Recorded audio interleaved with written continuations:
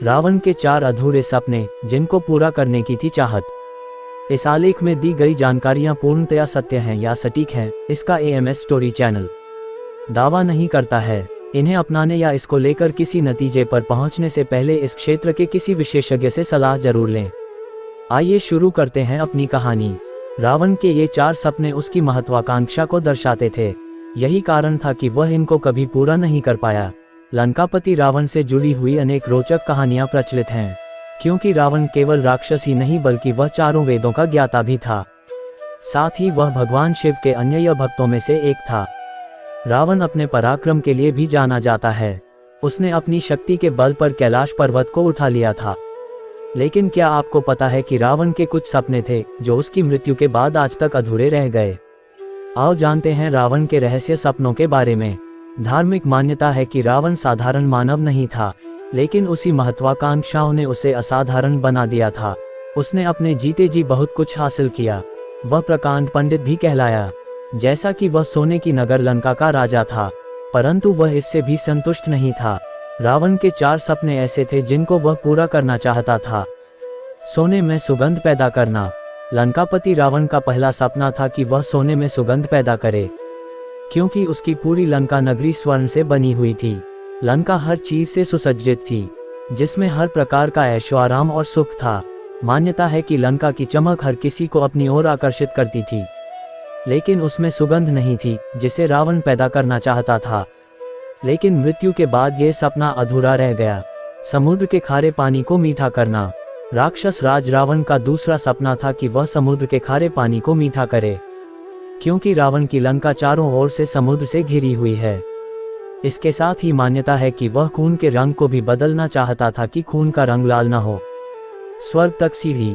रावण चाहता था कि लंका से स्वर्ग लोक तक सीढ़ी बनाए, क्योंकि उसकी मानसिकता थी कि किसी भी व्यक्ति को मरना न पड़े, जीवित ही स्वर्ग तक जाए।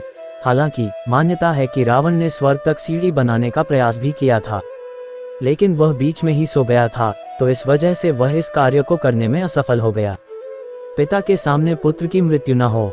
रावण का चाहता था कि कभी भी किसी पिता का सामने कोई पुत्र न मरे। हालांकि इस सपने को भी वह कभी पूरा नहीं कर पाया।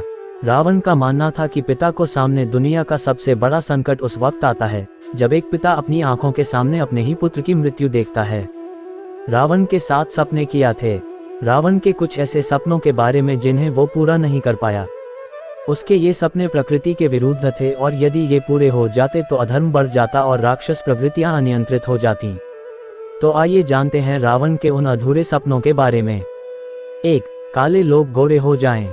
रावण खुद काला था, इसलिए वो चाहता था कि मानव प्रजाति में जितने भी लोगों का रंग काला है वे गोरे हो जाएं, ताकि कोई भी महिला उनका अपमान न कर सके। 2. बाली को हराने का सपना। रावण ने कई युद्ध जीते, लेकिन कई बार हारा भी था। बाली ने रावण को पराजित किया था और वह उसे अपने बाजू में दबाकर समुद्रों की परिक्रमा भी किया करता था। रावण दुर्भाग्य ने यही उसकी पीछा नहीं छोड़ा। पराजय के बाद उसे बच्चों ने पकड़कर अस्तबल में घोड़ों के साथ बांध भी दिया था। बाली को जीतने का सपना अधूरा ही रह गया। 3. सोने को खुशबूदार बनाना। रावण चाहता था कि सोने में सुगंध होनी चाहिए। रावण दुनिया भर के सोने पर खुद कब्जा जमाना चाहता था। सोना खोजने में कोई परेशानी नहीं हो, इसलिए वो उसमें सुगंध डालना चाहता था। 4. खून का रंग बदलना चाहता था। रावण की एक इच्छा खून का रंग बदलने की थी। वह चाहता था कि खून का रंग लाल की बजाय सफेद हो जाए। उसने युद्ध में अनेक निर्दोष लोगों का खून बहाया था। इससे धरती खून से लाल हो गई थी। वह चाहता था कि खून सफेद हो जाए ताकि वह पानी के साथ मिलकर उसके अत्याचारों को छुपा दे। 5. स्वर्ग की सीढ़ी बनाना। रावण पूरी प्रकृति पर कब्जा जमाना चाहता था। उसकी एक इच्छा स्वर्ग तक सीढ़ियां लगाने की थी। इसके पीछे उसके खोटे इरादे थे। वह चाहता था कि लोग भगवान को पूजने और अच्छे करने के बजाय उसकी आराधना शुरू करें, ताकि उन्हें स्वर्ग की प्राप्ति हो सके। 6. शराब से दुर्गंध दूर करना। रावण मदिरा प्रेमी था। उसका सपना था कि वह मदिरा की दुर्गंध मिटा दें। वह उस जमाने के विज्ञान और तकनीक का जानकार था, लेकिन उसका ये सपना कभी पूरा नहीं हो पाया। 7. समुद्र के पानी को मीठा बनाना। रावण समुद्रों का पानी मीठा करना चाहता था। इसके अलावा उसका सपना था कि लोग दुनिया से भगवान की आराधना बंद कर दें और सिर्फ उसी की पूजा करें। इन्हीं दुर्गुणों की वजह से रावण का भयानक अंत हुआ। रावण की कुछ अच्छी बातें। रावण एक बाहमन राजा था। रावण भगवान शिव जी का परम भक्त था। रावण को चारों वेदों का ज्ञान था। रावण इस दुनिया में उन लोगों में से था जिसके पास ताकत, खूबसूरती और दिमाग भी था। रावण बहुत ही स्वाभिमानी राजा था। उनके पास 10 दिमाग जितनी सकत थी, इसीलिए उसे दशानन भी कहा जाता है। लोग रावण को बहुत ही बुरा कहते हैं, लेकिन आज तक ना रावण जैसा कोई राजा हुआ है ना होगा। रावण रामायण का एक प्रमुख प्रतिचरित्र है। रावण लंका का राजा था। राम कथा में रावण ऐसा पात्र है जो राम के उज्जवल चरित्र को उभारने का काम करता है। किंचित मान्यतानुसार रावण में अनेक गुण भी थे। रावण में कितना ही राक्षसत्व क्यों न हो, उसके गुणों विस्मृत नहीं किया जा सकता। रावण जहां दुष्ट था और पापी था, वहीं उसमें शिष्टाचार और ऊंचे आदर्श वाली मर्यादाएं भी थीं। राम के वियोग में दुखी सीता से रावण ने कहा है, हे सीते, यदि तुम मेरे प्रति काम भाव नहीं रखती तो मैं तुझे स्पर्श नहीं कर सकता। शास्त्रों के अनुसार वंध्या, रजस्वला, अकामा आदि स्त्री को स्पर्श करने का निषेध है, अतः अपने प्रति अकामा सीता को स्पर्श न करके रावण शास्त्रोचित मर्यादा का ही आचरण करता है। वाल्मीकि रामायण और रामचरितमानस दोनों ही ग्रंथों में रावण को बहुत महत्व दिया गया है। राक्षसी माता और ऋषि पिता की संतान होने के कारण सदैव दो परस्पर विरोधी तत्व रावण के अंतःकरण को मथते रहते हैं। रावण एक ज्ञानी ब्राह्मण था जिसको चारों वेदों समस्त सभी चीज का ज्ञान था। उसके जैसा आज तक कोई राजा नहीं आया, उसके जैसा कोई ज्ञानी नहीं आया, लेकिन उसके अहंकार की वजह से वो मारा गया। कुछ लोगों का मानना है कि रावण सीता को हरण करने के बाद भी वो सीता उसके इच्छा के बिना स्पर्श नहीं किया, परंतु ये गलत है। वो सीता को इसलिए नहीं स्पर्श किया क्योंकि एक बार रावण ने अप्सरा रंभा को देखा जो उसके सौतेले भाई कुबेर की वधू थी। रावण रंभा को देखकर कामातुर हो गया और उसके साथ बल प्रयोग कर सतीत्व भंग कर डाला।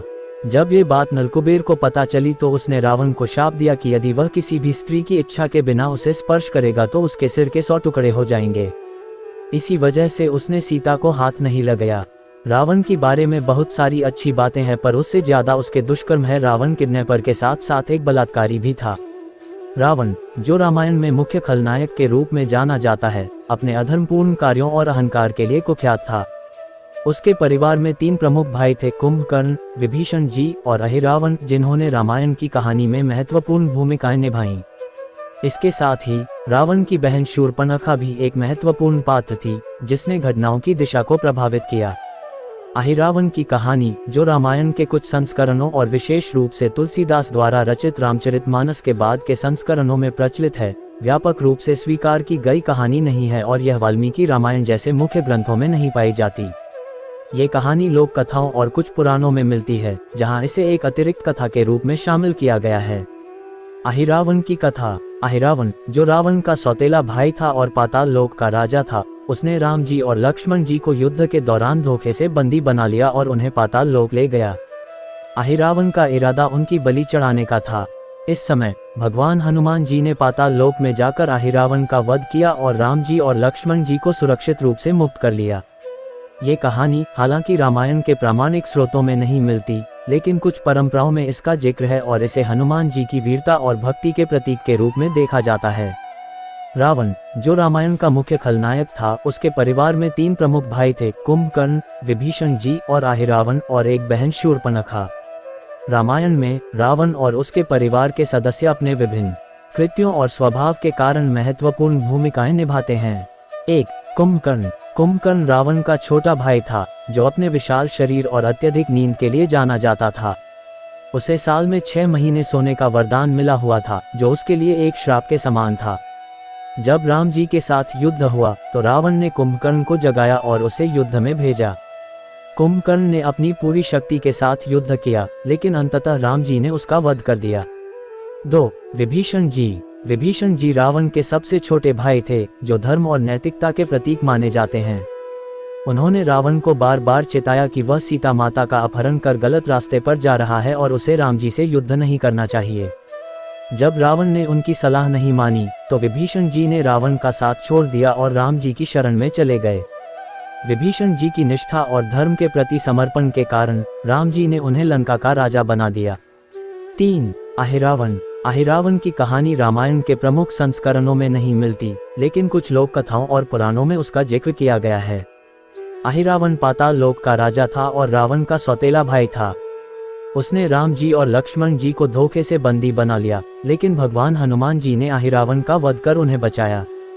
4. शूर्पणखा। शूर्पणखा रावण की बहन थी, जिसने रामायण की कहानी में महत्वपूर्ण भूमिका निभाई। उसने राम जी से विवाह का प्रस्ताव रखा, जिसे राम जी ने ठुकरा दिया। इसके बाद उसने सीता माता पर हमला करने का प्रयास किया, लेकिन लक्ष्मण जी ने उसकी नाक काट दी। ये घटना रावण के क्रोध का कारण बनी और उसने सीता माता का अपहरण कर लिया, जिससे राम और रावण के बीच युद्ध हुआ। रावण और उसके परिवार के सदस्यों का रामायण में महत्वपूर्ण स्थान है। कुंभकर्ण, विभीषण जी, अहिरावण और शूर्पणखा, इन सभी ने अपने अपने तरीकों से रामायण की घटनाओं को प्रभावित किया।